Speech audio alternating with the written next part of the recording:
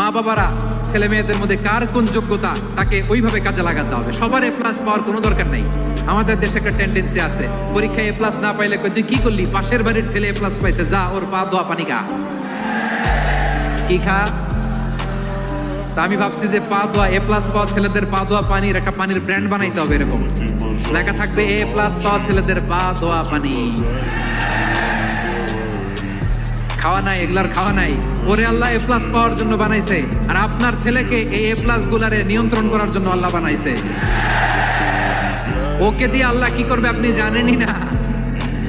একটা এ প্লাস, একটা A grade একটা মানুষের জীবনকে ঠিক করে দিতে পারে না। আপনার ছেলেকে আল্লাহ অন্যদিকে যোগ্যতা দিয়েছে। ওদের মনোবল ভাঙবেন না, খবরদার খবরদার। ছেলে মেয়েদের মনোবল ভাঙবেন না। যাকে দিয়ে যেটা হবে তাকে দিয়ে সেটা করতে হবে, তার প্রতিভাকে সেভাবে কাজে লাগাতে হবে। তাহলে বাংলাদেশ, আমাদের এই জনসংখ্যা জনসম্পদে রূপান্তরিত হবে।